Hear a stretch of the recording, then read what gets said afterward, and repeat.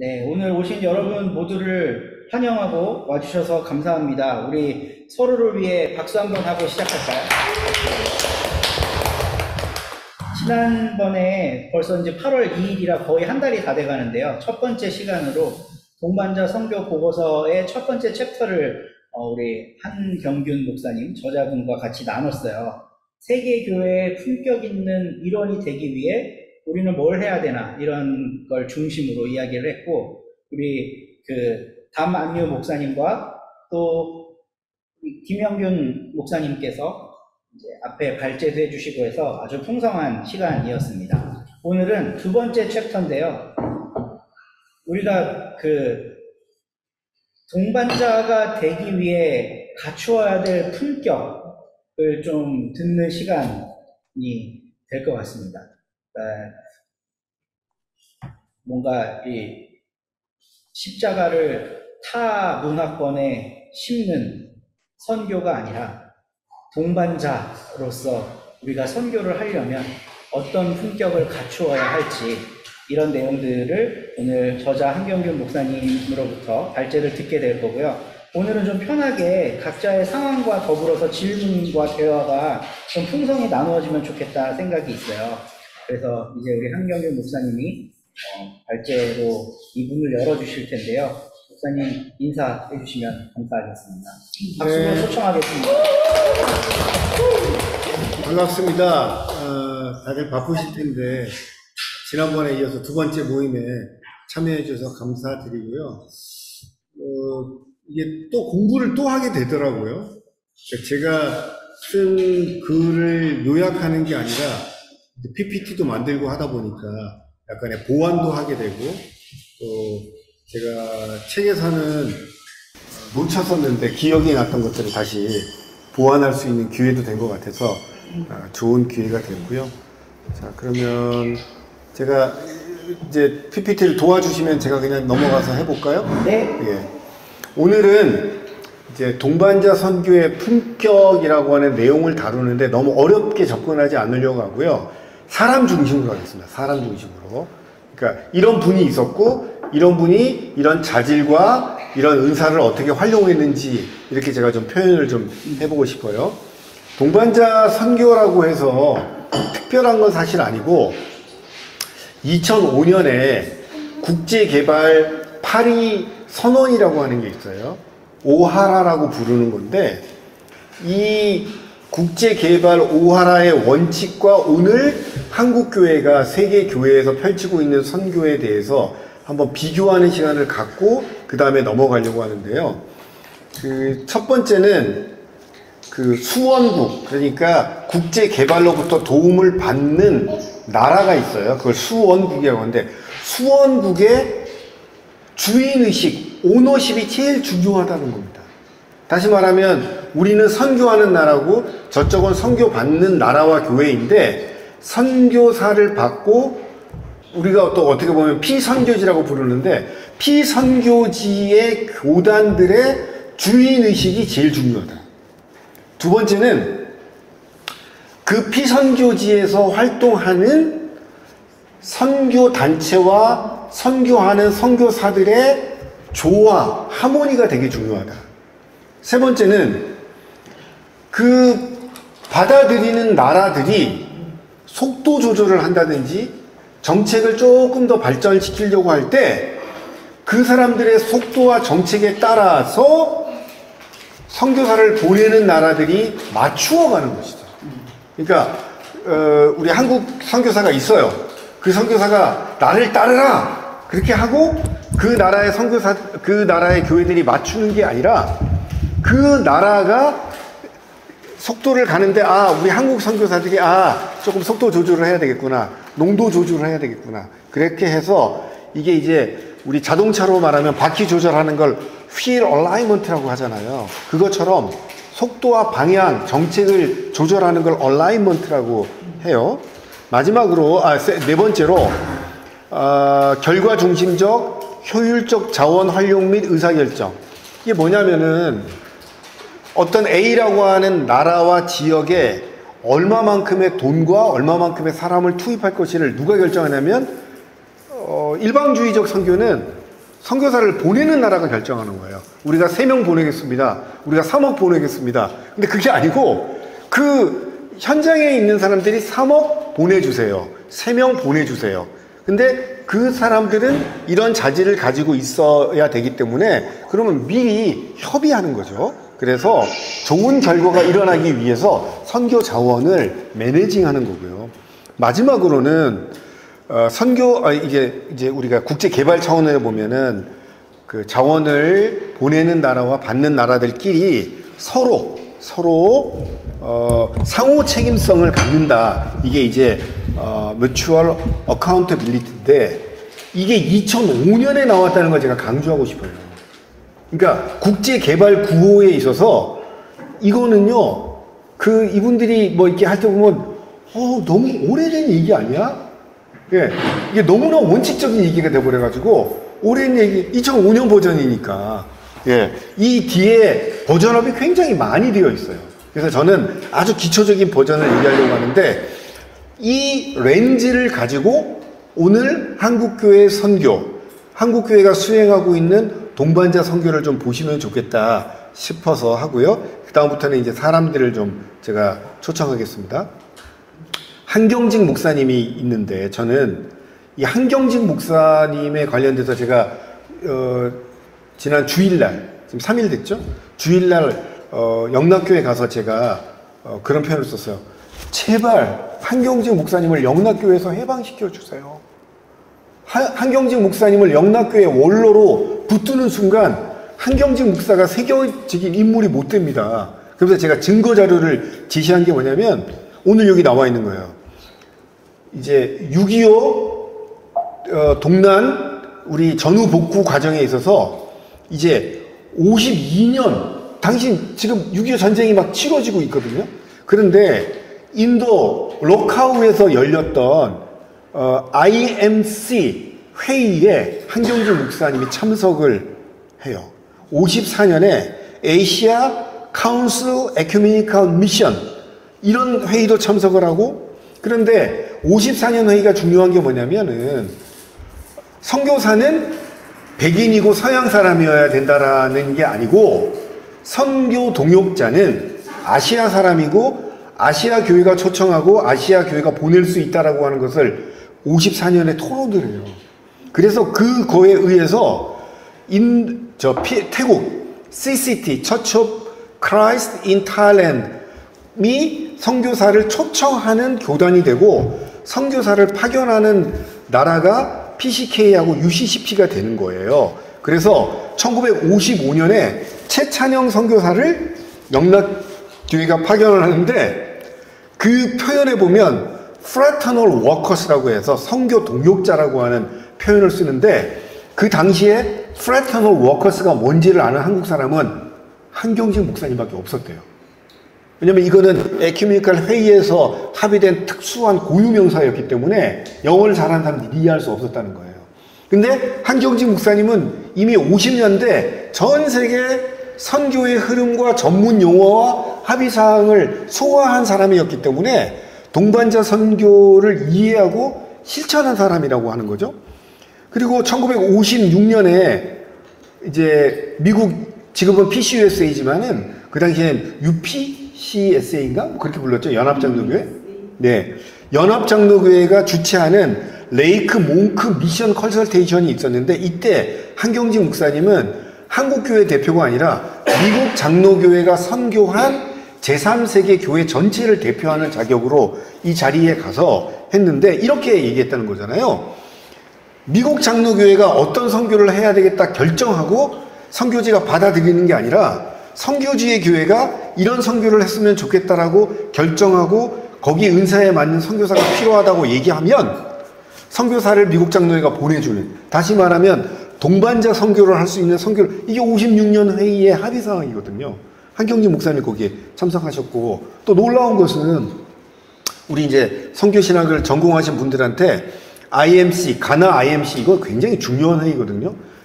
한경직 목사님 57년 IMC에 참여하셔서 또 전 세계의 이 선교 흐름에 대해서 다 이해를 하셨다는 거죠. 그러니까 영락교회 원로 목사님 한경직 목사님으로 이해하면은 한경직 목사님을 제가 볼 때 한 70%밖에 이해를 못하는 거예요.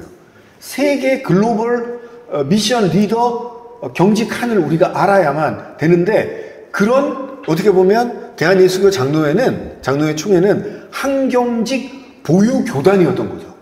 근데 한경직 목사님의 설교, 한경직 목사님의 디오코니아 사상을 연구하는 사람은 꽤 많거든요. 근데 한경직 목사님의 에큐메니컬 선교 사상을 연구하거나 한경직 목사님이 최창녕 선교사를 보냈던 동반자 선교를 연구한 사람은 거의 없어요. 그래서 저는 이 책에 3번 제가 언급했어요. 한경직 목사님에 대해서. 그래서 왜 그러냐? 한경직을 소환해야 된다. 그래서 1950년대부터 동반자 선교에 대한 개념과 실천을 우리가 해왔는데 무슨 소리냐? 왜 딴 데서 배우냐? 제가 이렇게 생각하는 거고. 두 번째 소개하고 싶은 사람은 마삼락이에요. 예? 사무엘 마펫 주니어. 아버지는 평양에서 이제 평양신학교를 시작하신 분인데, 이분은 1916년 아버지가 평양에서 선교할 때 선교사의 아들로 평양에서 태어났고요. 1945년에 당시에 세계적인 신학자인 라터렌 밑에서 예일 대학에서 박사학위를 했죠. 그리고 박사학위를 마친 이후에 47년에 중국 선교사로 파송되어서 북경에서 주로 선교를 하셨죠. 그런데 공산화되면서 51년에 추방이 돼가지고 미국에서 대기 발령을 하고 신학 교수를 하고 있다가 미국 연합장로교 선교사로 55년에 한국에 도착해서 안동 서부 지역에서, 안동 서부교회에서 임시당회장을 하면서 목회를 하다가 이제 59년부터 장로회 신학대학으로 올라오셔서 이제 하게 되는데, 이분은 철저하게 본인이 정체성이 나는 미셔너리가 아니라 미션 코워커다. 나는 프래터널 워커다. 내가 주도하고 한국교회가 따라오는 게 아니라 한국교회의 성장 발전 속도에 맞추어서 내가 섬긴다. 이런 철저한 의식을 가지고 있었던 분이고, 이분이 이제 그 1981년에 어떻게 보면은 본인의 영향력이 뭐 최대치로 갈 때니까 한국에서 내가 좀 더 있지 이렇게 해도 되는데, 이제 보니까 한국교회 신학자들도 생기고 한국교회 신학교가 성장하고 그러니까 나 이제 집에 돌아가야지. 한국교회 한인 선교사들, 한인 신학 교수들이 섬기면 되는 거지. 뭐 내가 끝까지 죽을 때까지 여기 있을 게 뭐야. 그러니까 본인의 은퇴 시점도 다 동반자 선교의 시각에서 전환하고 이제 프린스톤 돌아가셔서 아시아 교회에 대한 그냥 기념비적인 연구와 책을 내셨는데, 저는 뭐 제가 이분을 만났거나 또 이분의 내용을 쉽게 아는 사람은 아니지만 동반자 선교의 시각으로 보면 마삼락은 정말 놀라운 사람이라고 생각이 들고 이분으로부터 우리가 많은 빚을 졌다. 저는 그렇게 생각합니다. 세 번째 소개하고 싶은 분은 한경직 목사님이 태국에 보낸 최찬영 선교사님이거든요. 최찬영 선교사님은 사모님도 의사시고 최찬영 목사님도 학벌이나 영성이나 이게 보통 분이 아니에요. 그런데 이분이 선교사 되기로 또 한경직 목사님에 의해서 리크루팅이 돼가지고 1955년, 제가 말씀드렸죠. 54년에 한경직 목사님이 아시아 에큐메니컬 회의를 갔다 오시고 그 결과에 의해서 선교 동역자를 한국에서 누구를 파송하기로 한데 아무나 보낼 수 없잖아요. 또 실력자여야 되고 또 6.25 동란 이후에. 그래서 정말 여기에 대해서 많이 헌신된 최찬영 목사님 부부를 파송 예배를 영락교회에서 드리고 56년 6월에 태국에 도착을 했는데, 이분은 37년 동안 현역 선교사로 있었고 92년 65세에 은퇴를 했는데, 처음에 태국에 가서 선교사를 하다가 이분이 어디로부터 리크루팅이 됐냐면은 United Bible Society 만국 성서 공회로부터 리크루팅이 돼서 그분이 호텔에 와서 그런 말씀 하셨다잖아요. 최찬영 목사님, 당신이 태국에서 뭘 하셨는지 우리 다 아는데 당신의 은사는 좀 다른 것 같아요. 저희랑 같이 일합시다. 그게 뭡니까? 그랬더니 당신은 태국과 라오스의 성서공회 총무님이 되셔서 인도 차이나의 복음화를 위해서 애써 주셨으면 좋겠어요. 그리고 이거를 한경직 목사님한테 상의를 했더니 한경직 목사님이 참 좋은 일인 것 같아요. 같이 하세요. 그리고 태국 라오스 성서 공예 총무님이 끝나신 다음에 필리핀 성서 공예 활성화를 위해서 디스트리뷰터 책임자 이런 직함을 갖고 마닐라에서 성서 보급 활동을 많이 하셨고요. 그 경력을 가지고 아시아 태평양 지역 전체에 총괄 총무를 하셨고, 이분이 세계 기독교의 발전에 기여한 것은 뭐냐면은 남경에 가면 애덕 기금의 애덕 인쇄 공사라고 하는 게 있거든요. 그때 우리 중국 현재 삼자교회 지도자들하고 친분을 쌓으시면서 이제 우리 밀수입한 성경 말고 중국에서 정식으로 찍은 성경 반포하고 싶다고 했을 때 종이, 기계 이런 것들을 전 세계로부터 모아가지고 상당히 비용이 많이 들어가는 걸 해가지고 하는데, 이 남경에서 성경이 찍혀서 반포될 수 있도록 하신 일을 이분이 하셨다고도 하거든요. 근데 저는 최찬영 선교사님을 어쩌다 동반자 선교에 참여하다. 그러니까 이분이 동반자 선교의 신학을 안 분이 아니에요. 한경직 목사님이 기도하고 가라고 그러니까 가니까 미셔너리가 돼서 하는 줄 알았더니 태국 교회가 당신 미셔너리 아닌데? 뭐죠? 그랬더니 당신 프레터널 워커인데? 프레터널 워커는 뭐 하는 거죠? 우리가 시키는 대로 하는 건데? 그래서 순회 설교자. 그래서 본인은 미국 장로교 선교사들이 했던 것처럼 어떤 한 교회를 맡아서 막 부흥시키는 줄 알았더니 아닙니다. 당신은 어느 노예 가가지고 노예 전체의 순회 설교자가 되셔서 그래서 설교를 잘하고 태국 설교를 외우시고 거기를 그렇게 열심히 하셨다고 그러거든요. 그러니까 이분은 신학적으로는 잘 몰랐었지만 가보니까 선교 동력자로서의 삶이 뭔지를 배우면서 동반자 선교를 하셨고, 또 태국 전체 성경, 아시아 태평양 성경, 중국 성경 공예를 위해서 동반자 선교를 최찬영 목사님이 하셨단 말이죠. 이게 다 우리 안에 있는 역사죠. 이제 또 제가 소개하고 싶은 분은 합동 측 GMS의 김활령 선교사님인데, 이분은 1977년에 필리핀에 도착을 했는데, 합동 측은 아시는 대로 에큐메니컬 신학을 잘 모르잖아요. 그래서 이제 1948년에 UCCP가 연합교단으로 갔는데 이분이 필리핀 전국을 돌아다녀 봤대요. 프레스비테리안 처치가 있냐고. 근데 48년에 이미 프레스비테리안 간판을 내렸기 때문에 없는데 이분은 유나이티드라고 하는 말이 어색했던 거예요. 보니까 미국 장로교 선교사들이 뿌린 복음의 씨앗이 엄청난데 간판을 다 유나이티드로 바꿨으니까 이거 뭐지? 해서 이분이 장로교 재건 운동을 펼쳐요. 그래서 통합 측에서 온 유동원 선교사님, 고신 측에서 오신 김영규 선교사님하고 마닐라 매니페스토라고 해가지고 장로교를 재건하고 복원하자. 그런데 혼자 하지 않고 한국 선교사들을 모아가지고 Presbyterian Church in the Philippines라고 해서 PCP를 만드는데, 저는 에큐메니컬 시각에서 보면 아쉬운 부분이 많지만 한국 선교사가 경쟁적으로 선교하지 않고 91년에 연합해서 선교를 하게끔 했다고 하는 데 있어서 굉장히 기념비적인 분이고, 제가 필리핀에 선교할 때 이분을 멘토로 삼아가지고 한 달에 한 번씩 가서 이분이 초창기에 가졌던 큰 꿈, 제가 직접 육성으로 듣고 식사할 수 있었는데, 이 사진이 1977년 정도쯤의 사진입니다.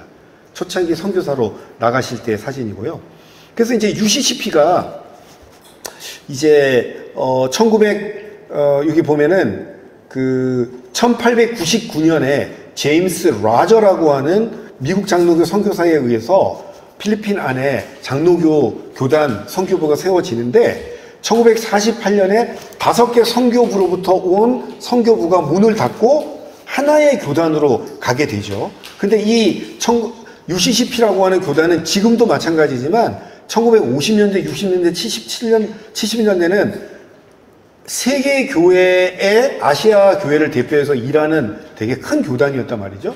근데 이 교단이 2002년에 바기오에서 PCK, PROK, UCCP가 3자 간의 에큐메니컬 선교 동역자 어그리먼트를 해서 UCCP 선교사가 한국에 오고 PCK, PRO 선교사가 동반자 선교를 할 수 있도록, 그래서 그동안에는 그냥 알아서 갔는데 UCCP 교단이 초청하는 걸로 갈 수 있게 됐고, 제가 그 선교 협정에 의해서 2003년에 필리핀에 가게 되는 거죠. 이런 이미 한경균 목사가 똑똑해서 동반자 선교가 된 게 절대로 아니고요.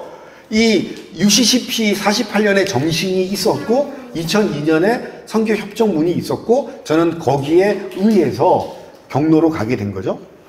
제가 소개하고 싶은 또 우리 합동측 선교사님 중에 탁월한 선교사님 오영철 선교사님이라고 계시는데 이분은 태국 치앙마이에 있어요. 그런데 치앙마이에 어떤 학교가 있냐면 실로암 바이블 인스티튜트라고 하는데 여기는 그 미얀마 카렌에서 난민으로 왔던 사람들이 정착하면서 난민 선교 신학교예요. 근데 이분이 뭐 태국말도 잘하시고 미얀마어도 그러니까 카렌어도 잘하시고 영어도 잘하시고 뭐 에딘버러에 가서 공부도 하시고 그래서 합동직 선교사님이지만 되게 에큐메니컬하신데 이분이 쓰는 구체적인 용어가 있어요. 선교사는 손님이다. 선교사는 손님이다.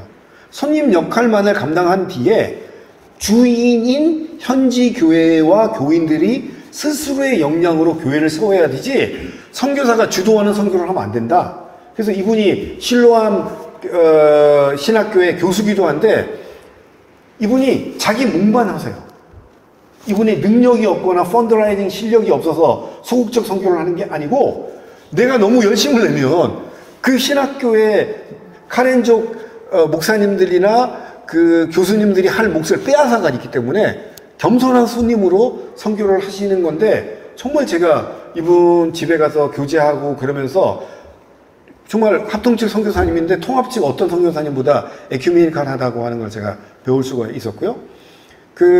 이제 필리핀 바탕가스에 가면 이용돌 선교사님이라고 하시는 분이 계시는데 이분이 지난 30년 동안 바탕가스 장로교회에 담임을 하시고 계시는데 바탕가스 시에 에큐메니컬 위원을 해서 로마 카톨릭을 포함해서 8개 교단이 이제 1월에 크리스찬 유니티 위크 기간에 8개 교회를 순회하는 기도회를 하고 계신데 원래 소속 교단은 우리 통합 측에서 가셨는데 가장 복음화율이 떨어진 바탕가스를 선택하셨고 원래는 대단히 복음주의적인 신앙을 갖고 계시지만 에큐메니칼의 장점을 적극적으로 수용하셔서 바탕가스에 있는 신부들과 정말 동역자 관계를 형성하고 계신 대단히 모범적인 선교사님이세요. 그래서 제가 동반자 선교의 모범 사례로 한번 소개를 하고요.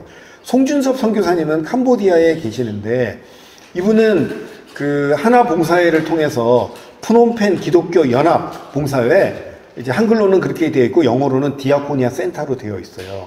근데 뭐 너무 많은 일을 많이 하셨기 때문에 제가 다 소개하면 그리고 두 번째 보면은 그 2012년에 이 캄보디아에도 이제 교세가 늘어나고 신자들이 늘어나니까 캄보디아 성소 공회가 필요하다라고 인식을 하시고 이 캄보디아 디아코니아 센터 안에 성소 공회 사무실을 만들어 주시고 거기에 카톨릭 교회 여러 교파들이 성소 공회를 할 수 있도록 이 못자리를 만들어주는 일을 하셨어요. 이분이 하고 있는 사역 자체만으로도 엄청나게 훌륭하고 좋지만 저는 이 교회가 발전 속도에 따라서 이제는 외국 성경을 수입해서 쓰는 이런 차원이 아니라 캄보디아 스스로 성서공회를 만들고 그분들의 힘으로 발전해야 되겠다고 하는 것들을 하셨다는 거.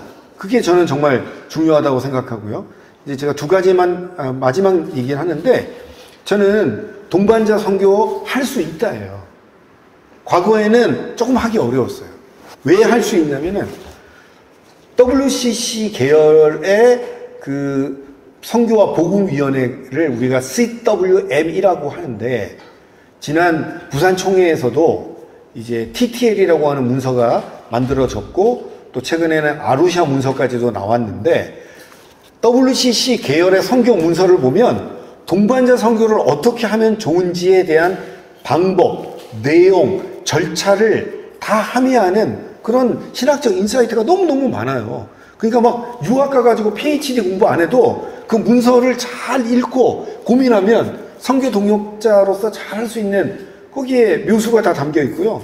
또 로지안 운동으로 보면 CTC라고 하죠. 케이프타운 커미트먼트에도 동반자 선교의 협력 항목에서 이런 내용들이 풍부하게 있어요. 그것만 잘 읽어도 잘 할 수 있고, 또 이제 대한예수교 통합측 세계 선교부에 보면은 우리의 선교 실학이라고 하는 게 있는데, 그 항목에도 동반자적 선교 실학이라고 하는 항목으로 자세한 가이드라인이 있어요. 그러니까 옛날에는 이런 거 해보려면 영어로 된 거를 공부해야 되고, 하려면 미국 유학을 가야 되는데 다 번역돼 있고 다 가이드라인이 나와 있기 때문에 한국에서 얼마든지 할 수 있다.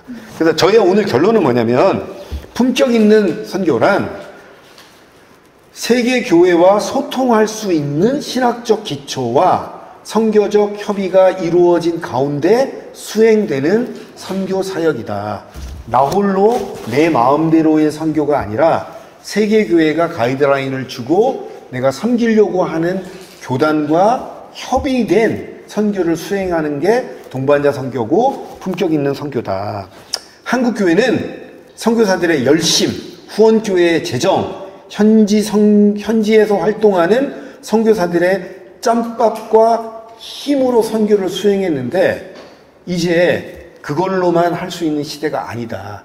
열심보다 지혜가 필요하고, 돈도 한국 교회에서 모금하는 돈이 아니라 현지 교회가 만들 수 있는 적은 돈이라도 그 돈을 중심으로 해야 되고, 이제는 현지에서 활동하는 한국 선교사들의 짬밥 힘이 아니라 그들과 함께 할 수 있는 우정과 환대의 정신으로 일하는 것이 동반자 선교의 핵심이다. 저는 그렇게 생각합니다. 오늘 발제 마치겠습니다.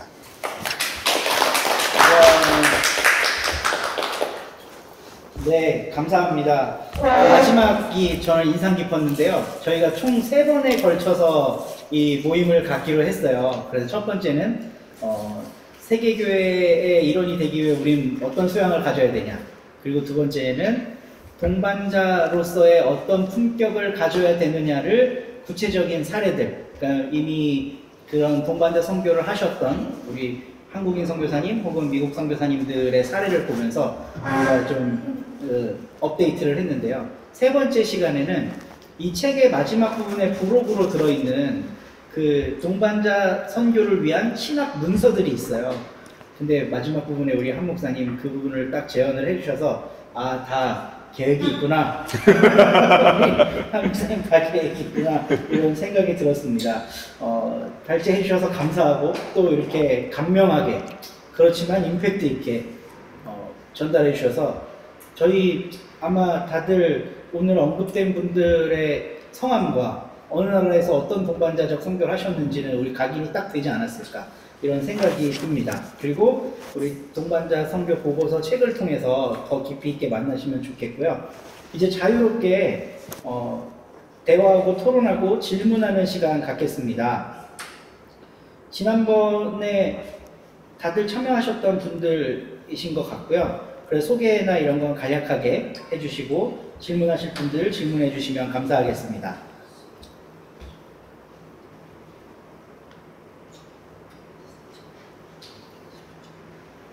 편안하게 질문해 주시면 좋겠습니다. 예, 마중물을 부어야 될 것 같은데요. 제가 질문을 하나 드릴게요. 그러니까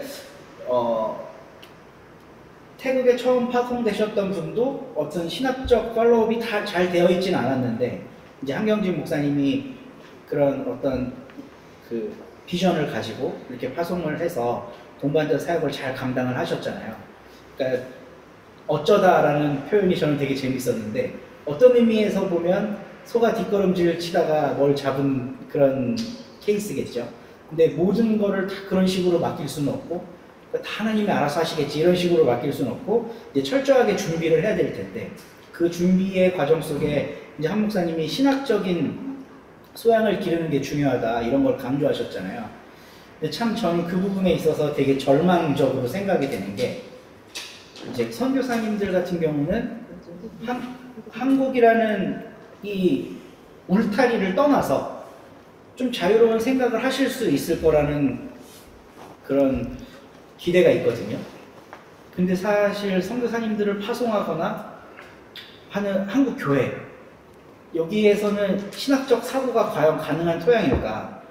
그러니까 지금 우리 한국교회가 그러니까 여기에서도 좀 이게 토론이 되고 뭐 선교란 이렇게 해야 되는 거 아닌가 하는 이런 나눔이 좀 있은 다음에 선교사님을 파송하고 그 얘기를 듣고 주고받으면 서로 신학적인 것들을 좀 이렇게 업그레이드 시킬 수 있을 것 같은데 사실 한국은 신학적이다라는 말을 하면 그건 바로 믿음 없음과 연결되는 교회 풍토 속에서 이런 선교를 위한 신학을 우리가 좀 이렇게 공부하고 나누고 펼치고 이런 게 좀 너무 어두운 상황 같아서 이런 것들을 어떻게 우리가 타개할 수 있을지 어떻게 준비할 수 있을지.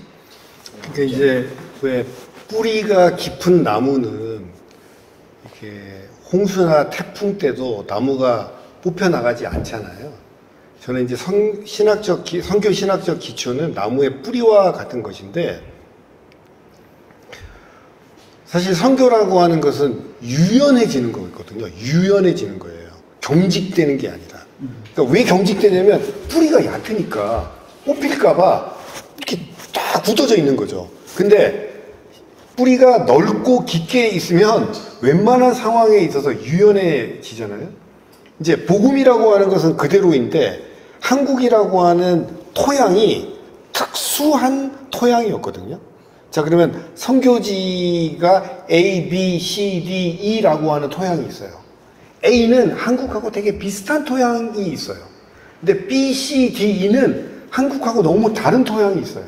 그런데 대부분의 분들은 A-1, A-2, A-2, 3, 4로 생각을 한다는 거예요. 제가 볼 때. 그러니까 후원교회의 기대도 있고 이런데 뭐냐면은 주도적, 전투형, 돌파형 선교사는 A라고 하는 컨텍스트에서 만들어진 선교 유형인데 이거 가지고 B, C, D 에어리아에 가서 활동할 수 없어요.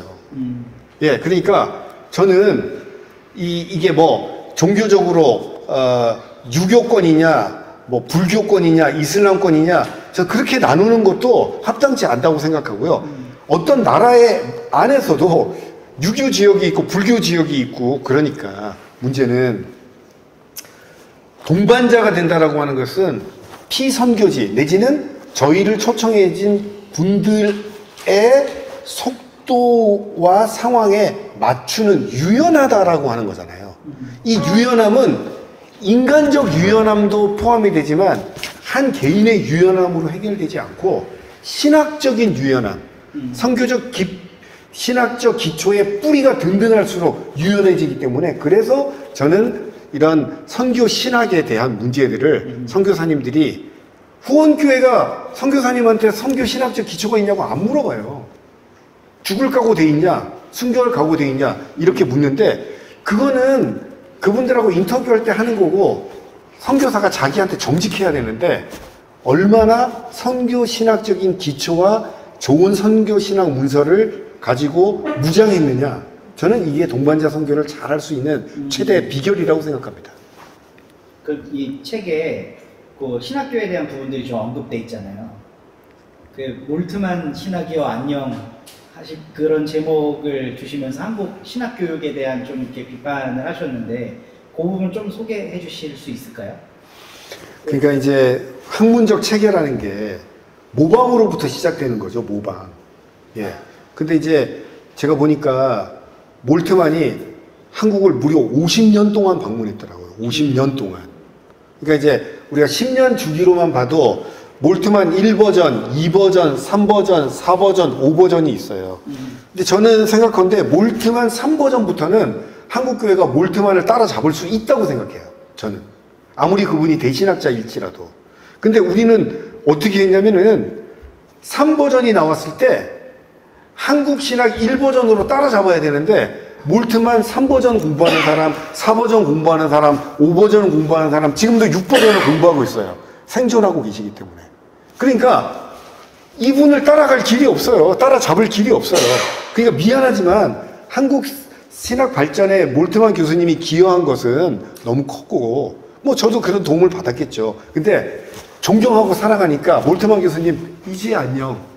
이제 안녕 좀 하고 이분 없어도 네? 이분 없어도 그 제가 말하는 몰트만은 몰트만 신학자 한 명만을 얘기하는 건 아니고요. 몰트만을 대표하는 서양 신학자들, 한국 교회가 여전히 카피하고 따라가고 있는 그걸 통칭하는 말인데, 이제 좀 내려놓고 우리 안에서, 우리 한국의 PhD가, 개신교 PhD가 제가 알기로 2,500명이라고 들었거든요. 2,500명의 신학자들이 우리 버전이 없다면 이게 얼마나 어려운 거예요? 그 다음에 우리 안에 종교, 문화, 사회에 대해서 우리 안에 신학적 재료가 얼마나 많습니까? 근데 신학한다고 라틴어 해야 되고 독일어 해야 되고 불어 해야 되고 그러면 절대로 우리 신학, 우리 선교가 안 나온다고 생각하기 때문에 유럽과 비교하는 비스무리한 선교 신학으로는 주님 오실 때까지 끝나지 않으니까 우리 토양에서 우리의 시각으로 복음을 재해석하고 우리가 복음을 재해석하면 선교사들이 또 다른 토양에 가서 복음을 재해석해서 증거할 수 있기 때문에 저는 몰트만 안녕해야 좋은 선교사, 좋은 선교 신학자가 나온다고 생각하기 때문에 그런 부분을 강조했고, 마지막으로는 한국의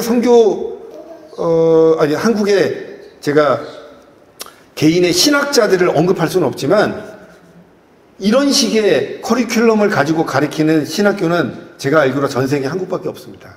이런 식이라고 하는 건 30년 전 커리큘럼을 지금도 비스무리하게 써먹고 있는 그런 커리큘럼은 우리밖에 없기 때문에 이제는 한국적 시각에서 커리큘럼을 한번 확 뒤집어가지고 하나님이 기뻐하시고 이 한국 교회에 적절한 어퍼프레이트한 목회자 양성이 뭔지를 알아보기 위해서 한번 밭을 한번 갈아가지고 새로운, 그래야 종은 종자가 한번 나오지 않겠습니까? 그런 차원에서 제가 신학적 얘기를 했는데 유 목사님 고맙습니다.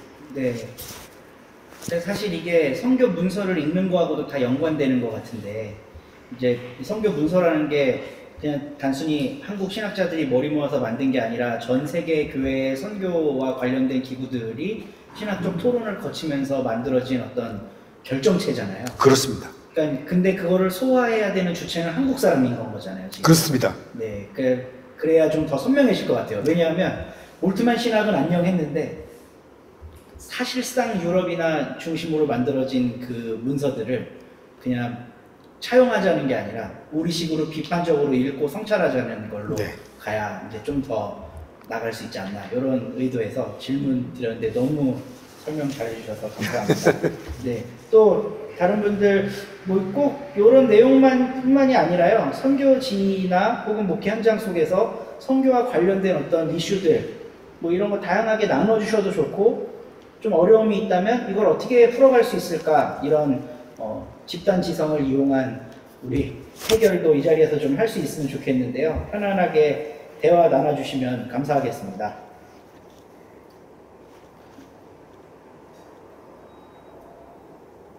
여기 오프라인에 계신 분도 하셔도 됩니다.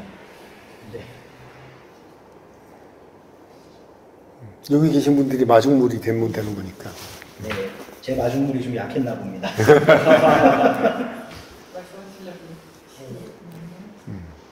제가 조금 네. 일찍 일어나야 돼가지고 제가 네. 대전에서 안녕하세요. 저는 그 대전에서 올라왔고요. 오늘 마침 그 서울에 일이 좀 있어서 일을 보고 오늘 우리 한경균 목사님 계시는 소금의 집에 와서 지금 이 모임에 참여하고 있습니다. 저는 홍승만 목사고요. 그 전신에서 그 이제 학위를 하고 지금 이제 변혁적 제자도, 그리고 그 광질 목사님 또 이런 또 청년 문제나 이런 문제에 또 좀 관심을 가지고 좀 연구를 하고 있는 중입니다. 오늘 또 귀한 기회에 이렇게 그동안에는 여러 번 이제 온라인으로 참여하다가 오늘 이렇게 오프라인으로 참여하니까 또 다른 어떤 분위기가 있고 너무 좋은 것 같습니다. 또 무엇보다 아까 그 이제 동반자 선교의 품격 있는 선교에 대한 부분들을 말씀해 주시면서 여러분을 소개해 주셨잖아요. 그러니까 한경직 목사님, 그리고 최찬영 목사님, 선교사님, 김활령 선교사님, 또 여러분들 이제 오영철 선교사님 등등의 여러분들을 소개해 주셨는데요. 사실 오늘 이렇게 그 한 목사님을 통해서 동반자 선교라고 하는 어떤 그 큰 어떤 프레임, 일종의 프레임이나 어떤 그런 그 틀을 가지고 이 선교사님들을 또 새롭게 볼 수 있는 그런 계기가 됐던 것 같아요. 제가 그 2005년도에 1년 동안 그 인도차이나에 있는 베트남에서 이제 견습 선교사로 이제 경험을 했는데요. 그때 이제 10월 달쯤인가에 그 인도차이나 그 선교사 대회에 참여를 했었어요. 그때 이제 태국에서 했었는데 그때 이제 누가 오셨냐면 최찬영 선교사님이 오셔서 이제 되게 좀 이제 그 원로 선교사님으로 그 여러 이제 뭐 교단을 초월한 선교사님들이 원로 선교사님으로서 되게 이렇게 존경을 표하고 이제 또 이분이 하셨던 그런 이야기들 또 직접 이제 육성으로 듣기도 하고 이렇게 했었는데 저는 이제 그 정식 선교사도 아니었고 그냥 견습 선교사였지만 그냥 대단하다라고 이렇게 생각을 했고 또 정말 그 원로로서 정말 우리 한국 선교 역사의 중요한 분이구나 정도로만 알았지 이게 이분의 어떤 그 선교 사역이 어떤 이 동반자적인 동반자 선교의 관점에서 어떤 의미를 가지고 있는지에 대해서 사실은 전혀 이제 그냥 파편적으로만 알고 있었고 또 한경직 목사님도 영락교회 목사님으로만 알았지 그 정말 그 초창기에 그 청년 목회자셨을 때 젊은 목회자셨을 때 이런 에큐메니컬 운동에 헌신하셨다라고 하는 것들도 오늘 처음 알게 되고 또 제가 지금 이제 방지일 목사님을 이제 연구하고 있는데 이 방지일 목사님도 저도 우리 한국교회 총회장을 우리 이제 PCK 교단의 총회장을 지내시고 영등포 교회 원로 목사님이라는 것만 알았고 그 다음에 모든 분들의 존경을 받고 그 다음에 선교의 어떤 여러 또 전 세계를 다니시면서 이렇게 하셨다는 것만 알았지 사실은 이제 그 최근에 이제 방지일 목사님의 그 중국 선교의 모습들을 좀 살펴보면서 새롭게 이분들에 대해서 이렇게 조명하게 되고 그런 어떤 모습들을 보면서 이게 제가 이제 한 목사님 말씀을 들으면서 이제 느꼈던 게 뭐냐면 어떻게 보면 우리의 이제 그 선교사로 나간 그 선교지에서의 어떤 선교사의 열심이 아니라 정말 선교지에 있는 현지인들과 친구가 되고 정말 동력하고 오히려 어떻게 보면 아까 그 태국 선교사님이 그런 이야기 하셨는데 손님으로서의 어떤 그런 역할들을 해야 된다라고 하는 것들이 정말 정확한 표현이다라고 하는 생각을 했습니다. 그래서 어떻게 보면 우리가 아까 이제 한 목사님 말씀 중에 우리 대한민국은 어떻게 보면 이 동반자 선교에 있어서 한경직 목사님을 보유한 대한민국이다라고 했는데 저는 그 말을 들으면서 지금 이 시대에 그 동반자 선교라고 하는 어떤 이런 프레임을 가지고 이렇게 선교를 이야기할 수 있는 우리 또한 한경균 목사님을 보유한 우리 PCK가 아니냐 그런 생각을 하게 됐습니다. 이상입니다. 쑥스럽게. 아니 한경직 보유에서 이제 한경균 보유인가요? 한경균 보유로 글자를 찾아야겠는데 경 모르겠는데. 네, 재밌습니다. 한경미 목사님 제가 아는데 여성 목사님. 한경미 목사님. 예, 아마 그분이 이제 또 이게 남녀 밸런스가 맞아야 되니까 너무 좋습니다. 네. 네, 또 줌에서 참여하고 계신 분들도 아무 말이나 좋습니다. 소감도 좋고요. 말씀 나눠주시면 감사하겠습니다. 제가 질문하겠습니다. 네. 네. 동반자 선교를 하다 보면은 사실 커뮤니케이션이 굉장히 중요할 것 같아요. 근데 이게 선교사가 있고 또 현지 교회가 있고 선교사를 파송한 교회와 교단이 있고 또 현지 교단이 또 있을 거고 이게 다 맞춰야 되는 거잖아요. 근데 그 안에서 항상 좀 문제들이 발생을 할 것 같아요. 근데 목사님께서 경험하셨던 어떤 갈등 그리고 그것을 어떻게 지혜롭게 풀어나갈 수 있는지에 대한 어떤 조언 이런 부분을 좀 해주시면 좋을 것 같습니다. 그러니까 이제 그 소통이라고 하는 커뮤니케이션보다는 선교 동역자를 누가 컨트롤 하느냐가 핵심이라고 생각이 들고 누구로부터 지지를 받고 누구로부터 평가를 받느냐가 되게 중요하다고 생각이 들어요. 근데 이제 저는 제일 중요한 거는 나를 초청한 선교지의 파트너 교회의 대표, 이게 뭐냐면 노회장, 뭐 선교부 총무, 뭐 이런 분들이 있잖아요. 그 분들의 평가가 제일 어렵고 무섭다고 느껴야 커뮤니케이션이 잘 된다고 생각합니다. 첫 번째. 두 번째는 저에게 예를 들면 한경균이다 그러면 한경균에게 파송장을 준 샌딩 바디. 예. 그러니까 우리로 말하면 세계 선교부인데 세계 선교부와 또는 우리 총회 같은 경우에는 기획국 과거에 소통이 잘 돼야 된다고 생각하고 사실 후원교회하고의 소통은 선교 편지면 충분하다고 봐요. 그러니까 재정 후원이 있지만 재정 후원을 하는 쪽의 비율을 얘기하자면은 현지에 나를 부른 교회가 50, 나를 파송한 파송 기간이 30, 나를 재정적으로 후원하는 데가 20쯤 돼야 동반자 선교가 되지, 후원교회가 50, 현지의 교회가 20이 돼버리면 이거는 파트너십 선교가 안 된다고 생각하거든요.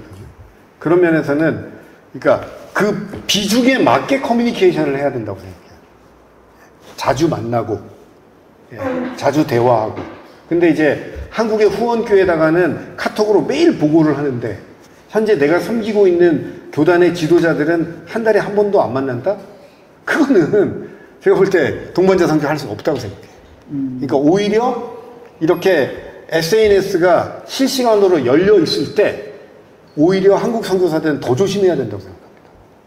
네, 한국어로 후원교회에 날마다 실시간 소통하는 것을 자제해야 되고 무서워해야 되고 오히려 나를 초청한 교단의 지도자들과 얼마나 신뢰할 만한 인격적 관계로 소통하고 있느냐 이걸 점검해내지 않으면 이 한국어 실시간 SNS 커뮤니케이션의 유혹으로부터 벗어날 길이 없다고 생각합니다. 혹시 여기에 뭐 교단이나 교회 선교 담당자가 계실까요? 김지현 목사님. 김지현 목사님 코멘트를 좀 부탁드리겠습니다. 이런 내용들을 어떻게 구체적으로 우리 교단 안에서 좀 녹여낼 수 있을지, 이런 게 가능한 상황일지 이런 것 좀 나눠주실 수 있을까요? 네. 죄송합니다. 제가 지금 퇴근 후에 지금 여기 길거리를 걸어가는 상황이라 답변하기가 정말 어렵습니다. 네, 알겠습니다. 꼭 들어보고 싶습니다. 언젠가 기회가 된다면. 네, 기회가 되면 답변해드리겠습니다. 네, 감사합니다. 네, 제가 한 가지 궁금해서 한 목사님의 그 입장은 100% 수용하고요. 지역적인 부분으로 우문을 드리겠습니다. 현답을 해주시면 좋을 것 같아요. 예를 들면 동반자 선교를 할 때 그 현지 교단하고 교단의 어른들이나 임원들하고 만날 수 있겠지만 그 교회 그 교단에 소통할 때 저는 아니지만 기장추 목사님이 교단 초청으로 해서 PROK를 해가지고 대만에 오셔서 사역을 했는데 주로 사역이 원주민 쪽에 목회자가 없는 곳을 이렇게 방문해서 수행하면서 이렇게 했거든요. 그렇게 한 10년 넘게 하다가 한국 들어가셨어요. 우리가 생각할 때 짧은 생각이지만 교단이 그냥 한국 선교사 자리가 없어서 그냥 이용만 하고 있는 게 아니냐 그런 생각이 들고 또 사실은 그쪽에 교단하고 서로 교제하는 것보다는 그 지역에 있는 목회자나 그쪽하고 연결이 되는데 아까 한 목사님께서는 동반자 선교하면 현지에 있는 임원들하고 많이 교류를 해야 된다라는 게 있습니다. 실질적으로 그게 예를 들면 최 목사님 같은 경우는 태국에 있는 분이야 그런 쪽 에큐메니칼의 그런 쪽의 담당이지만 어떤 분들은 지역적인 부분으로 들어가거든요. 그래서 그런 부분은 어떻게 접근해야 되고 또 때로는 약간 이용당하는 그런 부분이 있지 않느냐 그런 거는 끝까지 참고 우리가 끝나면 그 다음부터 계속 그렇게 가야 되느냐 하는 부분들이 좀 있어서 한번 말씀해 주시면 좋겠습니다. 네, 감사하고요. 저는 두 가지 정도 말씀드릴 수 있을 것 같아요. 선교사는 자주 이용당하고 자주 속을수록 선교를 잘하는 거라고 생각해요. 그러니까 하나님이 우리가 미시오 데이 관점으로 보면은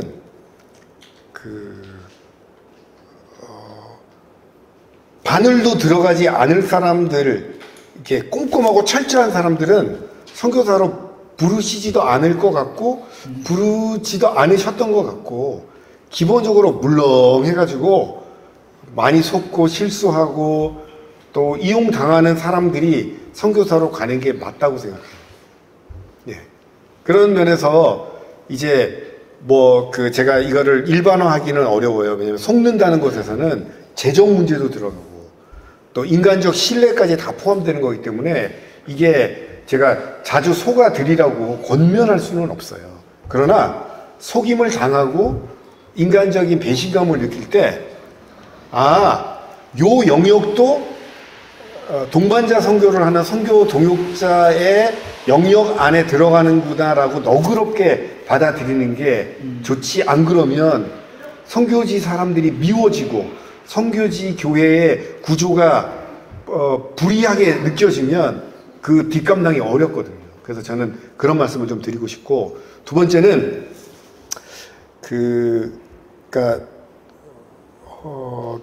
선교지의 사람들이 누구냐라고 하는 것도 정의가 좀 필요해요.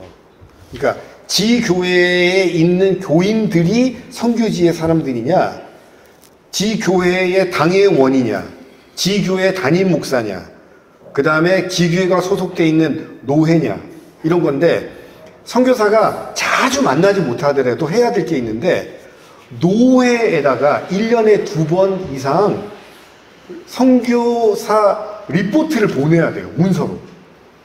그러니까 현지 노예. 예. 그러니까 이럴 수 있어요. 내가 다만유 노회장님하고 밥을 얼마나 자주 먹는데 내가 얼마나 친한 줄 알아.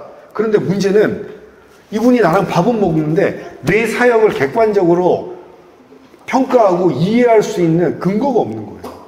그러니까 PhD 논문을 쓰라는 게 아니라 제가 어디 가서 누구를 만나고 어디 교회나 지역을 위해서 품고 기도하고 있고 그런 것들의 근거 자료를 좀 제시해 주면 이분들이 저희를 평가할 때 도움이 되는데, 한국 선교사님들이요, 밥은 그렇게 사는데 A4 한 페이지짜리 보고서를 안 내요.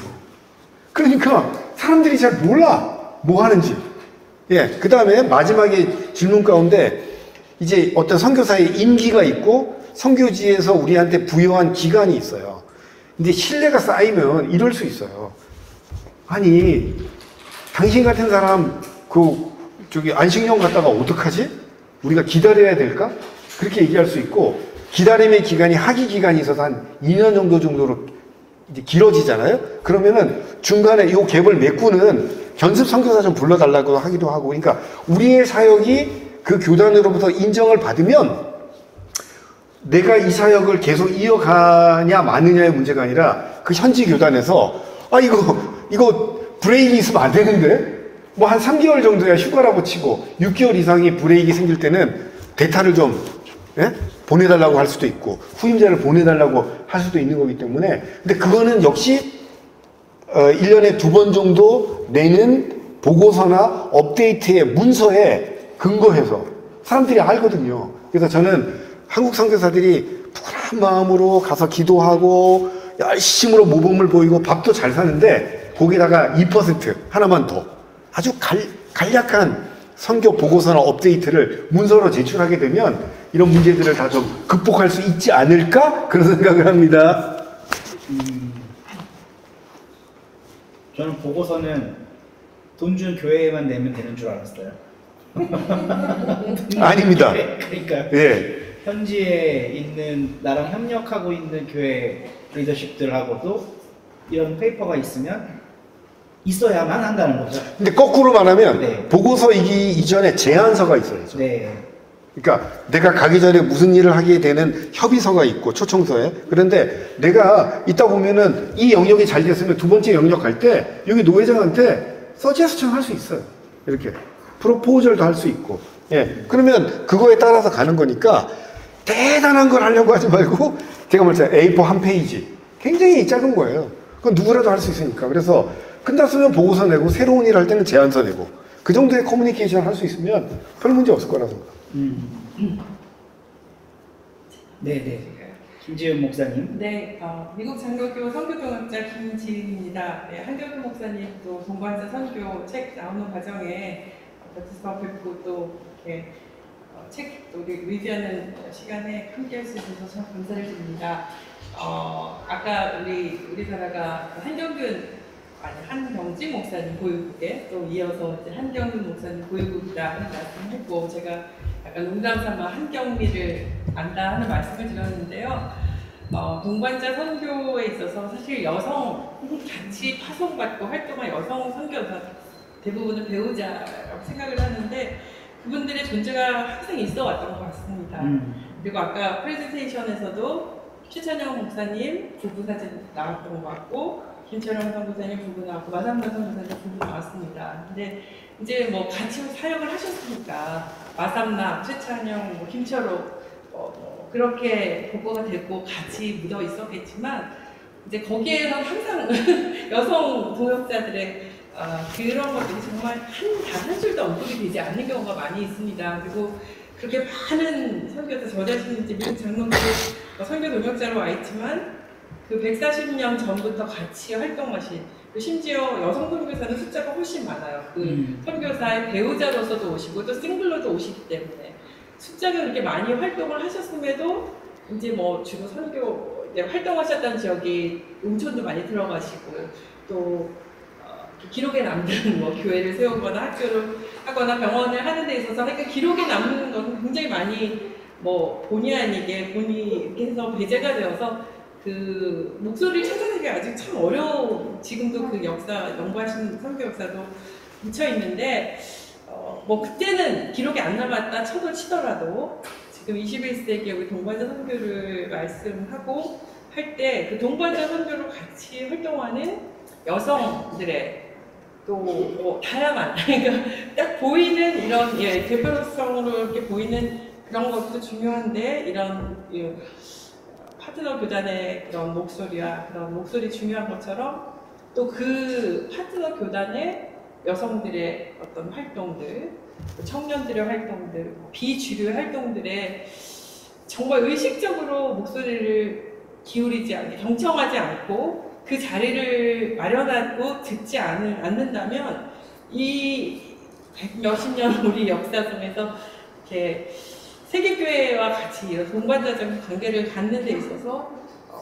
좀 어려움이 많지 않을까 하는 생각이 듭니다. 그래서 다 우리 교단의 또 여성 리더십, 여성 성도님들의 그런 자리를 어떻게 우리가 규정해 오고 또 이런 데 있어서 정말 건강한 관계로 가는데 뭐가 많이 미스가 되었나, 건강하지가 않은가, 너무 비정상적이다라고 싶을 정도로 그런 것들이 있는데 그런 것들을 우리가 동반자 선교에서 건강한 모습에 어떤 비전, 리이매지닝 이런 것들을 같이 생각할 수 있었으면 하는 그런 바람을 가져보고요. 네, 저 자신 우리 목사님께서 항상 그런 젠더 이슈에서도 의식을 가지시고 활동을 하시는데 직접 선교 현장에서 또 지금 이렇게 저자로서 이 책을 이렇게 쓰실 때 어떤 여성들의 그런 동반자적인 그런 관계 또 그런 거에 대해서 목사님 평소 생각하셨던 거 있으시면 좀 나눠주시고 좀 재원이랄까 이런 것들을 해주시면 감사하겠습니다. 제가 이제 영어가 맞는 말인지 모르겠는데 콩글리시로 얘기하면은 She is not just his wife. 전 이게 굉장히 중요하다고 생각해요. 그러니까 부인 선교사님은 저 남자 선교사의 부인이지만은 않다.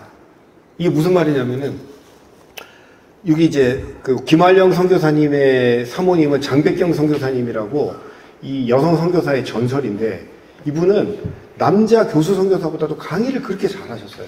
그 신학교에서 아주 유명한 그 교수님이셨고 이제 도서관 관장님이기도 했는데 저는 우리 한국 문화에서 어떤 게 있냐면 사모님들 이력서를 안 쓰잖아요. 사모님들의 사역 계획서를 안 쓰잖아요. 근데 저는 이제 여성 선교사가 배려받는 위치에서 배려받는다. 이런 것도 중요하지만 대한민국의 여성들 또 우리 신대원에 재학 중인 여성들 여성 목사들 이분들의 은사와 능력이 어떤 남자 목사에 비해서 뒤처지지 않는데 그걸 표현할 방법이 없어요. 그러니까 여성 선교사는 이력서를 안 써요. 그냥 take one, buy one, take one 그냥 따라가는 거예요. 예. 그 다음에 이 선교사님의 뭐 제가 표현이 이상합니다만 학부 전공 또 교회 사역할 때 성가대를 지휘하셨는지 피아노를 잘 다루시는지 성경 공부 지도를 하는 은사와 경험이 있는지 그런 걸 밸류하지 않아요. 그러니까 저는 여성교사님들이 사역할 수 있을 때 저는 이력서와 사역 계획서를 쓰도록 선교 본부에서 훈련을 시키기도 하고 좀 저희가 하기도 합니다만은 저쪽에 초청받은 교단에 보낼 때 영문으로 잘 다듬어 가지고 그분이 공항에 도착하기 전에 와 우리 너무 행복하다. 우리 남편 선교사도 이렇게 좋은데 아니 이 부인 선교사님은 더 귀하게 쓰임을 받을 수 있겠네라고 하는 기대감과 그런 플레이스먼트가 가능하도록 서류상에서부터 쫓아가야 되는데 그냥 his wife예요. 그러니까 저는 이거를 빨리 극복해야 된다고 생각하고 his wife가 아니고 그분의 이름과 그분의 경력과 그분의 사역지가 사전에 다 될 수 있도록 사전에 조율을 남편 선교사, 남자 선교사 하는 것만큼 또는 더하게 해 주셔야만 된다고 생각해서 이거는 제도적이고 행정적이고 절차적으로 반드시 극복해야만 김 목사님이 하시는 말씀 전 다 동의하니까 그렇게 가도록 좀 보완적인 조치가 필요하다고 생각합니다.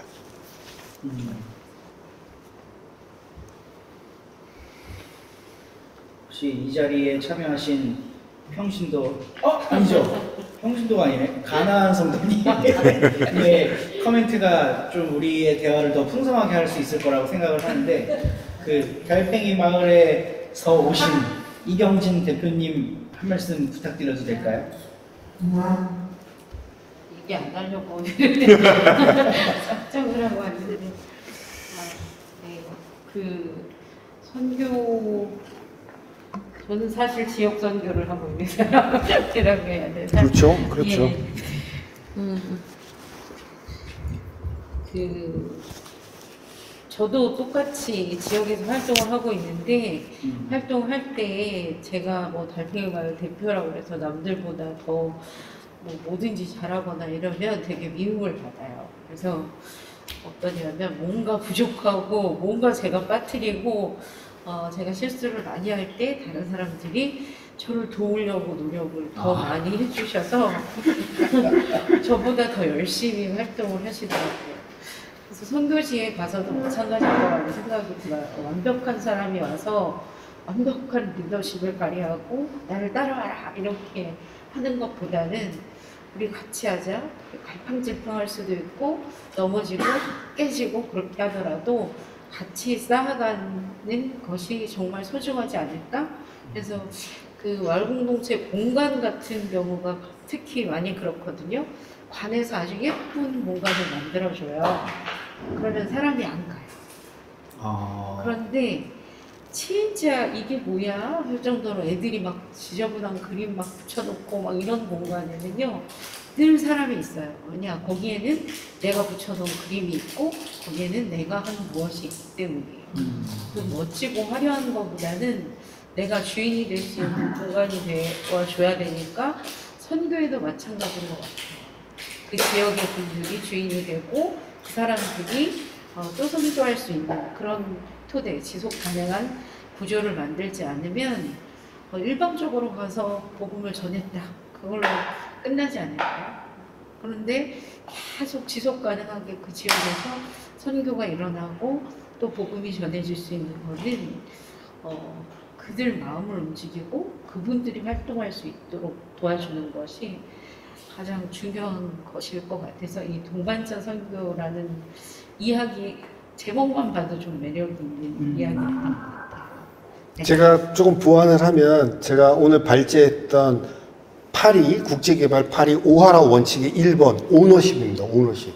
그러니까 외부에서 온 선교사의 오너십이 아니라 선교사가 섬기고 있는 그 나라와 그 지역 사람들, 그 주민들의 주인의식, 오너십. 그것이 있어야만 선교가 되는 거지. 선교사는 자기 주도성과 오너십이 100인데 거기 있는 분들을 0으로 만드는 거, 그거는 아니라고 생각하거든요. 그런 면에서 이영진 대표님의 그 지역 주민의 오너십, 그게 사실은 국내든 해외든 협력 선교, 파트너십 선교의 가장 중요한 원리라고 생각이 됩니다. 저는 이영진 대표님이 가나안 선교님인 줄 알았는데 가나안 선교사님이시네요. 맞습니다.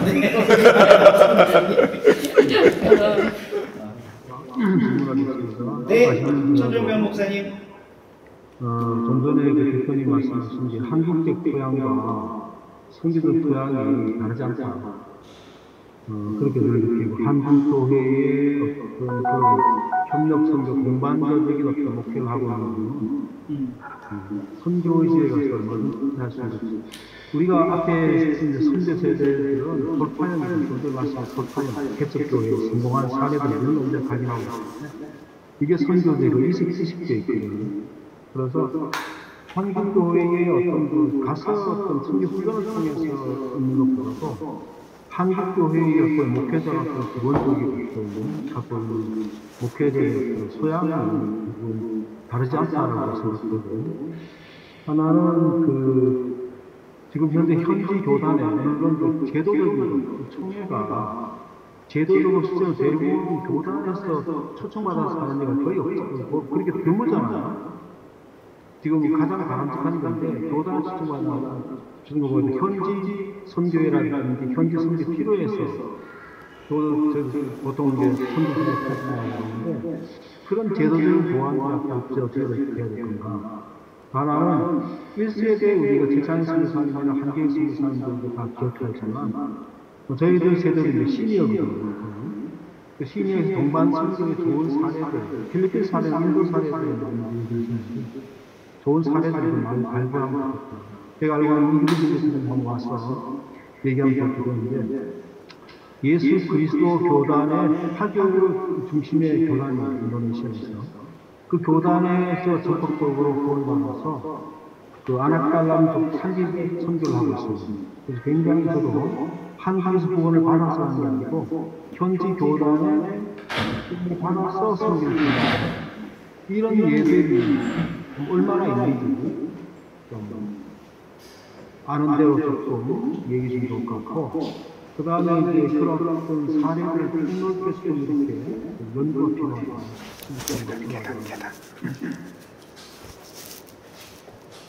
예, 제가 말씀드릴까요, 목사님? 네.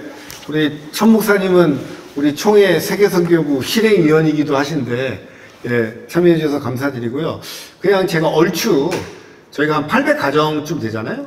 800가정인데, 한 50가정 정도가 모델 사례로, 동반자 선교, 에큐메니컬 협력 선교를 잘하고 계시다고 제가 생각이 듭니다. 근데 그 사례가 이제 그렇잖아요. 저는 뭐 책을 썼기 때문이라고 그러는데 또 동반자 선교 하시는 분들은 자기가 선교를 잘하고 있는데 이거를 잘 알리지를 않으세요. 다들 겸손하고 착하셔가지고. 그래서 저는 세계선교부 같은 데서 동반자 선교의 사례집을 좀 많이 내가지고 보급도 하고, 또 동반자 선교라는 게 선교사 개인의 결심으로 될 수 없고 A, B 교단의 선교 협정서, A, B 교단의 초청 서류, A, B 교단의 사역 위임서, 이런 것들이 다 보완적으로 있기 때문에 동반자 선교가 잘 될 수 있는 선교사 개인의 회고적 사례집뿐만이 아니라 매뉴얼, 예, 어떻게 동반자 선교 동역자로 갈 수 있는지, 어떤 서류를 준비해야 되는지, 어떻게 자기를 소개해야 되는지, 서류는 뭘 내야 되는지, 이런 것들까지도 제시하는 매뉴얼이 같이 있다면 요거는 조금 더 가속화될 수 있고, 실질적으로는 저희 통합 측의 파송 선교사들의 신학 수준과 선교적 수준은 제가 볼 때 800가정 중에 한 300가정은 충분히 가능하다고 봐요. 그러니까 이제 50가정 정도가 잘 되고 있다면 250가정 정도는 그런 가능성을 다 갖고 있는데, 이게 어떤 매뉴얼이나 샘플이 없다 보니까 그렇게 못 쫓아가는 거기 때문에, 그런 면에서는 세계선교부나 사무총장실에서 이 부분에 대해서 그동안 좋은 문서만 만들 뿐만이 아니라 프랙티컬하게 실용적으로 쓸 수 있는 매뉴얼까지 좀 된다면 더 좋은 사례들이 더 발굴되지 않겠나 생각합니다, 목사님. 김기현 목사님이 좀 잘 세계 들어가겠네요. 감사합니다. 우리 뒤에 들어오신 송미령 집사님 환영합니다. 그리고 공평제일교회 황성우 목사님, 울진. 예, 울진 황 목사님이세요. 황 목사님한테 말씀한 기회 드려도 돼요. 네네. 이렇게 참여해 주셔서 감사하고요. 앞에 아주 좋은 강의가 있었는데 그건 제가 나중에 유튜브에 올린 다음에 쉐어해 드리도록 하겠습니다. 목사님 뭐 편하게 코멘트 해주셔도 되고요.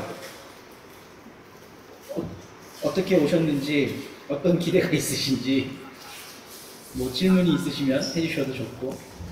예, 저희 그 공동체 예배가 있어서 항상 참여하고 싶은데 참여 못했는데요. 오늘은 날이 좀 구질구질해가지고 비도 오고 일찍 예배를 마치는 덕분에 늦게나마 참여할 수 있고요. 관심도 많은데 어쨌든 공부할 수 있는 기회, 그리고 생각할 수 있는 기회, 그리고 함께 비슷한 것들을 가지고 말할 수 있는 좋은 목사님들, 또 좋은 선생님들 같이 하실 수 있어서 고맙고 감사합니다. 많이 배울 수 있는 시간 됐으면 좋겠습니다. 고맙습니다. 네, 감사합니다. 우리 송미령 집사님도 앞에 내용을 못 들어서 아쉽다고. 저희 7시부터 시작했고요. 이제 곧 마쳐야 할 시간이 다 되었습니다. 그래서 이제 좀 마무리하고 있는데요. 앞에 거 못 들으신 분들은 유튜브로 보시면 되겠고요. 혹시 꼭 오늘 말 안 하면 안 되겠다, 이 얘기는 꼭 전달하고 싶다 하는 거 있으신 분 질문이나 나눔 해주시면 감사하겠습니다. 우리 이건호 목사님 혹시 뭐 나눠주실 수 있으실까요? 네, 안녕하세요. 미국에서 인사드립니다. 미국 노스캐롤라이나 그린빌 한인전협회입니다. 오늘 아침에 일찍 일어나서 참석해서 좋았고요. 김영규 목사님의 책을 읽지 못해서 무슨 코멘트는 못하겠지만, 그 품격이라는 단어가 포재에 있길래 제가 이걸 굉장히 관심 갖고 생각해 보고 있습니다. 품격이요. 네. 성품의 문제고 품위의 문제인데, 사실 한 목사님은 아무래도 신학교육의 문제점을 너무 깊이 생각하기 때문에 그 부분을 자꾸 건드리시는 것 같은데, 사실 신학적 소양이 너무 없어도 문제지만 신학적 소양을 많이 갖춘다고 성경이나 목회 잘할 수 있는 것 같지 않습니다. 네. 아는 게 병이죠, 사실. 그리고 자기가 좋아하는 사람의 생각이나 의견을 따라가다가 힘들고, 그런 의미에서 제가 신학교를 처음 갔을 때, 그때 그 교수님께서 목회 실천하실 때 감옥에 가시면 제일 먼저 하시는 게 다 목사가 되려고 온 사람들에게 목사가 되기 전에 그리스도인이 되고 그리스도인이 되기 전에 사랑자라고 말씀하는 게 지금도 기억이 나고, 목회할 때 힘들 때마다 특히 관계의 문제인데 선교라는 게, 목회하는 게 자꾸 떠올라요. 그러니까 사람을 갑자기 만들 수는 없지만 우리가 하는 일이 품격의 문제라는 걸 자꾸 강조하는 게 중요한 것 같고요. 그런 의미에서 자기를 자꾸 돌아볼 수밖에 없는 위치가, 선교사의 위치가 굉장히 위험한 위치거든요. 양쪽에서 치고받고 해가지고 어디 하나 마음 아픈 것도 없고, 한참 수십 년 이렇게 손님으로 있다가 돌아갈 고향에 가면 고향에 또 사람들은 또 다른 사람들로 취급하고, 참 외로운 존재인데, 성교한다는 존재, 이렇게 파트너이고 불러도 보고. 그런데 그 강조점이 너무 능력과 성과가 있다 보니까 또 한국교회는 더더구나 양적 성장과 외적인 발전에 너무 지향을 했다 보니까 가장 중요한 목회와 선교사의 그 사람됨과 그리고 품이라고 하는 건 결국 남이 나를 어떻게 보는가 그리고 남에게 어떻게 내가 좋은 선한 영향을 미칠 것인가에 대한 부분을 생각해야 되는데 그런 관점을 너무 놓치고 살아왔고 저도 목회하면서 그러다 보니까 는 좋은 이야기가 나올 때마다 찔리는 게 너무 많은 것 같아요. 네. 결국은 자기 비움의 문제가 아닌가 싶고 그리고 하나님이 자기 능력을 제한하시고 사람이 되신 것처럼 선교사들도 자기가 뭘 할 수 있는 게 아니라 상대방과 똑같이 살기 위해서 하는 건데 그런데 그걸 자꾸 놓치고 있는 거 아닌가 싶어서 우리 한경 목사님 감사드립니다. 품격이라는 용어를 끄집어내 주셔서 우리 각자가 다 하나님 보시기에 또 자신의 인생에 많이 맞춰서 놓치고 있었던 자기의 성품을 돌아보고 다른 사람 관계를 생각해 볼 수 있는 그런 시간이 되는 것 같습니다. 원래 주제에 많이 맞지 않지만 하여튼 굉장히 감사합니다. 다음번 모임 때도 꼭 참석해서 배워보겠습니다. 감사합니다. 감사합니다. 네, 이건호 목사님 감사드리고요. 저는 두 가지 연결해서 말씀드리고 싶은데 뭐 품격이라고 해서 대단한 건 아니고 그냥 그런 거 있잖아요. 역지사지. 예, 상대방 입장에서 생각해 보는 거. 그러니까 열심히 하는 선교사는 기쁘고 좋은데 나와 협력하는 현지의 지도자들도 기쁠까? 그런 역지사지의 심정만 있으면 저는 굉장히 좋은 품격이라고 생각하고 결국에 이제 이게 자꾸 사역이라고 그러잖아요. 선교 사역. 그런데 사역이긴 하지만 하나님의 일이고 사람의 일이죠. 사람의 일이죠. 그러니까 결국에 아까 말씀하신 이건호 목사님도 말씀하신 그 관계라는 게 사람과 사람 사이에 일어나는 일이잖아요. 근데 너무 거룩하고 위대하고 고상한 선교 사역으로 가면 전 이게 좀 재미없다고 생각하고 그 일로 부르심을 받았지만 결국에 사람들이 하는 거니까 사람들이 함께 기뻐하고 함께 슬퍼하고 함께 인정해주면 뭐 그 안에 다 품격 있는 거 아니겠습니까? 저도 뭐 어려운 말 쓰자고 품격한 건 아니고요. 이런 우리 이 목사님 하신 말씀과 거의 비슷한 차원에서 제가 품격이라는 단어 한번 써봤습니다. 네, 감사합니다. 박준범 전도사님 얼굴 보여줘서 고맙습니다. 우리 이제 한 3분 정도 내외로 좀 마치면 좋을 것 같은데요. 박 전도사님 소감과 질문 한 말씀을 부탁드리겠습니다. 음소거 돼 있어요. 네. 안녕하세요. 저는 아기가 이제 14개월 전반부 정도 제가 소개를 이렇게 드리는 삶의 요즘에 대부분의 시간을 관심을 그렇게 아기 양육에 쏟고 있어서 그렇고요. 이제 막 재워놓고 인사드리려고 하면 좋겠습니다. 저는 이제 이어폰 계속 끼고 듣고 있었는데 좋은 발제 감사드리고 사실 이 책이 쓰여지는 초반 단계부터 계속 관심 가지고 보면서 이렇게 출간된 것을 참 저도 굉장히 기쁘고 제가 왜 기쁘냐면 저는 이제 신대원 갓 졸업한 전도사거든요. 그래서 이게 제 친구들 그리고 젊은 교육자들에게 많이 익혀졌으면 좋겠다 생각이 들었습니다. 그러니까 제가 있는 그 신학적인 배경과 삶의 배경에서 본다면 동반자 선교가 해외 파송 선교사님의 그런 동반자뿐만이 아니라 그 일반 교육자들이 기성교회 안에서 동반자 선교의 관점으로 선생님들을 대하고 또 당회를 운영하고 성도들을 대한다면 저는 이게 이제 또 확장되어서 나갈 수 있지 않을까 하는 그런 생각을 하게 되었습니다. 네, 감사합니다. 박준범이라고 하는 이 존재가 이 책과 어떤 관련이 있는지. 예, 우리 박준범 전도사는 이 책의 첫 번째 독자입니다. 저하고 대화를 나누면서 이런 꿈을 가졌을 때 저의 거친 원고를 제일 먼저 읽어주었고 이 원고 전체를 읽고 나서 본인이 목차를 정리해 주었고 또 이 안에 담겨져 있는 키워드의 강조점을 저한테 설명해 준, 어떻게 보면 저의 첫 번째 글의 리더이기도 하고 저의 파트너이기도 하죠. 박준범 전도사의 열정적인 수고가 없었으면 이 책은 아마 제 컴퓨터 그 폴더의 파일로만 존재했을 텐데, 이 원고가 세상에 나오게 하는 데는 박준범 전도사의 수고가 제일 컸다고 생각합니다. 아, 감사합니다. 박 전도사님 고맙습니다. 그래서 책 만들 수 있었습니다. 네. 네. 시간이 좀 많이 흘렀고요. 벌써 1시간 20분 지나고 있는데요. 김지한 선생님 들어와 주셔서 감사하고요. 오늘 못다 나눈 내용은 다음 주 화요일 날 같은 시간에 한 번 더 하게 됩니다. 다음 주에는 이제 그 동반자 성교 문서를 읽고 좀 나눌 텐데요. 어떻게 이 짜임을 하면 더 효과적이고 재미있게 할 수 있을지 고민하고 준비하도록 하겠습니다. 오늘도 함께 해주셔서 감사하고, 우리 마지막으로 카메라 한번 켜주시면요, 사진 찍겠습니다. 네, 이민우 선교사님 올리겠습니다.